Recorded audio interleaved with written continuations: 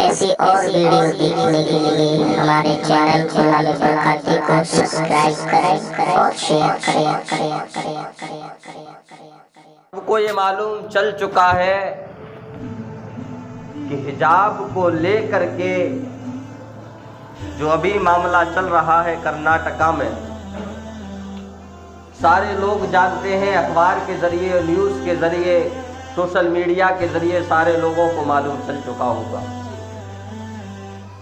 اور جس طریقے سے اس اسلام کی شہزادی کو کچھ کتوں نے، بھیڑیوں نے گھیرنے کی کوشش کی، اپنے مذاہب کے اعتبار سے ناپاکی کے ارادوں کے ساتھ میں، جنہوں نے ایک حجاب والی بہن کو دیکھتے ہوئے جو نعرے بلند کیے، میں ان سے پوچھنا چاہتا ہوں، کیا حجاب پہننا کوئی برائی ہے کیا؟ کیا اپنے جسم کو چھپانا کوئی برائی ہے کیا؟ اسلام کی اس بہن نے ان بھیڑیوں کے اندر جا کر کے اور ان کو اللہ اکبر کی آواز سے ان بھیڑیوں کی آوازوں کو دبا دیا اور ان کو ایک پیغام دے دیا کہ ہم ایسی ویسی کوئی قوم نہیں ہے کہ جو تمہارے ناپاک ارادوں سے ڈر جائیں گے، بلکہ ہم صرف اور صرف اللہ رب العزت کی ذات سے ڈرنے والی قوم نہیں ہے، تمہارے ناپاک ارادوں سے ہم نہیں ڈریں گے۔ اگر تم ہمیں چاہتے ہو، تم جان مانگو گے جان دیں گے، مال مانگو گے مال دیں گے، مگر یہ ہم سے نہ ہو سکے گا، نبی کا جاہو جلال دیں گے۔ اگر تم چاہتے ہو کہ ہم اپنے سروں سے ان دوپٹوں کو اتار کر کے پھینک دیں، تو ہمارے اسلام نے یہ نہیں بتایا ہے، ہمارے مذہب نے یہ نہیں بتایا ہے۔ ہمارے مذہب اسلام نے ایک راستہ اتنا بہترین اور اچھا بتایا کہ اگر اسلامک قانون کو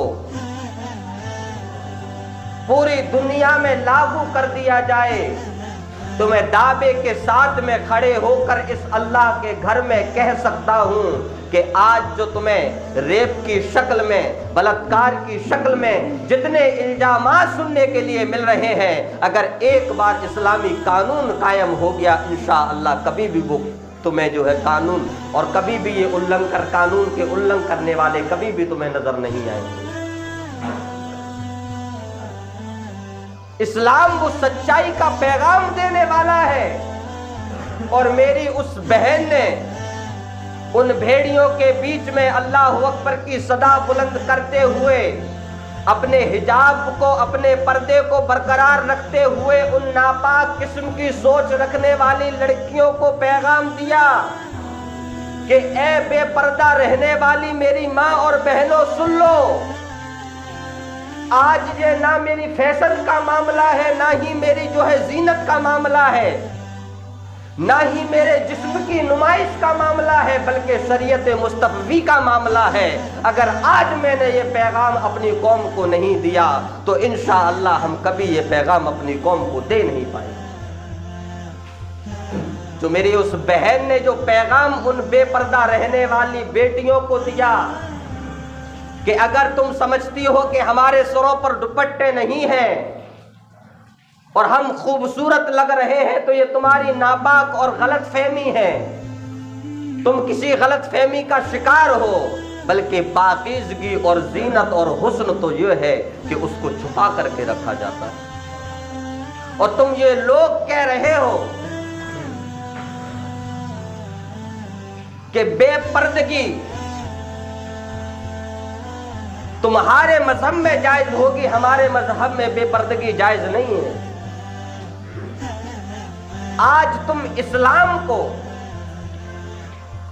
جو مذہب تم نے جو ٹارگٹ کیا ہوا ہے، اسلام کو تم بتا رہے ہو کہ اسلام زور و زبردستی کا نام ہے، اسلام ایک فساد کا نام ہے، تو آؤ میں تم کو بتاتا ہوں کہ آج تم ہماری بہن بیٹیوں کے سروں سے دوپٹہ اتارنے کی کوشش کر رہے ہو، لیکن میرے آقا صلی اللہ علیہ وسلم کا زمانہ ہے، میرے آقا کا وہ دور ہے۔ میرے آقا کی بارگاہ میں شاید آپ نے اس زمانے میں ایک نام سنا ہوگا جس کا نام حاتم تھا۔ حاتم ایک کافر تھا، ایک دشمن رسول تھا۔ اس کی بیٹی آقا کی بارگاہ میں حاضر ہوتی ہے، آقا سے سوال کرنے کے لیے آتی ہے۔ بیٹی کی جوانی کی عمر ہے، سر اس کا کھلا ہوا ہے، میرے آقا صلی اللہ علیہ وسلم کے حجرے کے دروازے پر آ کر کھڑی ہو جاتی ہے۔ آقا صلی اللہ علیہ وسلم سے سوال کرنے لگتی ہے، مسئلہ بیان کرنے لگتی ہے۔ میرے آقا صلی اللہ علیہ وسلم اس کی جانب دیکھتے ہیں تو کیا دیکھتے ہیں کہ اس کا سر کھلا ہوا ہے، اس کے سر پر کوئی کپڑا نہیں ہے۔ میرے آقا صلی اللہ علیہ وسلم نے اپنے بدن سے چادر کو اتارا اور اس بیٹی کو دے دیا کہ اس سے اپنے بدن کو اور اپنے سر کو ڈھک لے۔ لوگ پریشان تھے، صحابہ اکرام نے عرض کیا یا رسول اللہ وہ تو ایک دشمن کی بیٹی ہے، وہ تو ایک کافر کی بیٹی ہے، لیکن پھر بھی آپ نے اپنے بدن کی چادر اس کو کیوں عطا کروا دے؟ تو اے لوگوں جو ناپاک کوشش اپنے ذہن میں ناپاک ارادے رکھتے ہیں، اپنے دلوں میں جو ناپاکی کا جو ہے داغ لیے پھرتے ہیں، ان کو ایک پیغام دیا۔ میرے آقا فرماتے ہیں کہ اے لوگوں سنو، بیٹی چاہے دشمن کی ہو چاہے اپنے کی ہو، چاہے بے وفا کی ہو چاہے وفادار کی ہو، لیکن بیٹی بیٹی ہوا کرتی ہے۔ آج کوئی یہ نہیں کہہ سکتا کہ کسی مسلمان نے کسی غیر مذہب کی بیٹی کو عزت کو پامال کرنے کی کوشش کی۔ جس طریقے سے تم نے سیاست کو لے کر کے یہ ماحول گرمایا، انشاءاللہ دیکھنا وہ وقت دور نہیں ہے جب عذاب الہی تم پر نازل ہوگا۔ وہ وقت دور نہیں ہے جب تم سارے لوگ اللہ اکبر کی صدائیں بلند کرنے لگ جاؤ۔ آج ہمارا یہی معمول بنا ہوا ہے۔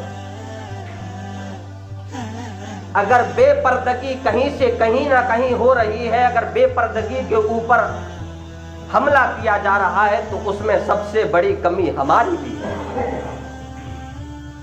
ہم اپنے گھر والوں کو، اپنی بہن بیٹیوں کو، اپنے گھر کی عورتوں کو انگریزی ماحول میں ڈھالنا چاہتے ہیں۔ ہم سوچتے ہیں کہ اگر ہماری بیٹی بے پردہ رہتی ہے تو کتنی خوبصورت اور کتنی اچھی لگا کرتی ہے۔ میں کہتا ہوں کہ قرآن نے حکم دیا ہے کہ اپنے گھروں میں بیٹھی رہو۔ یہ جو آیت تلاوت کی گئی ہے آیت پردے کے تعلق سے ہے، تو جو قرآن نے کہہ دیا وہی ہمارے لیے سچ ہے اور وہی ہمارے لیے حقیقت ہے، اور ہم کو اس آیت پر، قرآن پر، اللہ کی ذات پر عمل کرنا ہی ہمارے لیے سب سے بڑی عبادت ہے۔ اگر قرآن کی اس آیت پر اگر ہم نے عمل نہیں کیا تو وہ دور دور نہیں ہے جب ہماری بہن بیٹیوں کی عزت ہماری آنکھوں کے سامنے نیلام ہوتی ہوئی نظر آئے گی۔ تو زیادہ سے زیادہ ہو سکے تو آپ اپنے گھروں میں اسلامک ماحول پیدا کرو، اپنی بہن بیٹیوں کو پردے کا حکم دو۔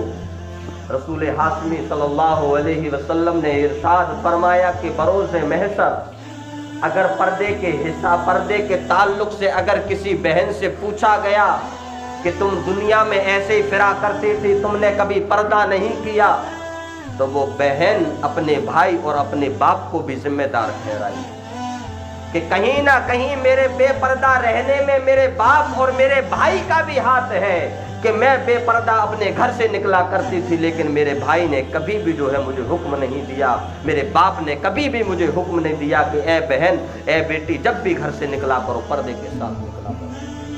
یہ پردہ تمہارے لیے قید خانہ نہیں ہے بلکہ تمہارا حسن ہے۔ तुम्हारी जीनत है। मैं कहता हूं कि अगर किसी शख्स को हीरा मिले किसी शख्स को, तो वो क्या ऐसे लेके घूमता रहेगा? नहीं ना, उसे छुपा करके रखेगा।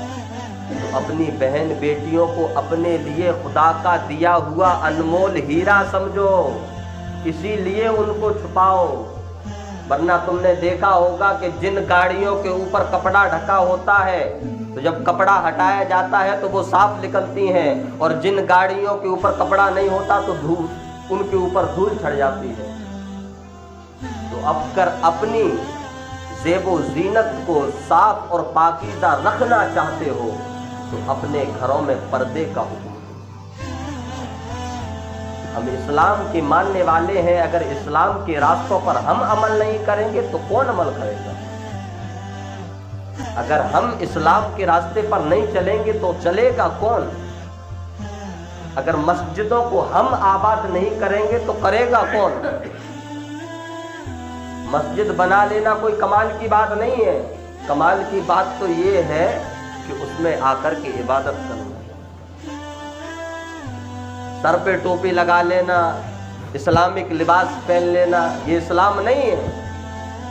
इस्लाम तो ये है कि हमारे चेहरे से, हमारे जिस्म के हर हर आज़ा से, हमारे घर के हर हर अफराद से, बल्कि हमारे घर से इस्लाम झलकना चाहिए, तब जाकर के इस्लाम पे हम चलने वाले और सच्चे इस्लाम की मानने वाले।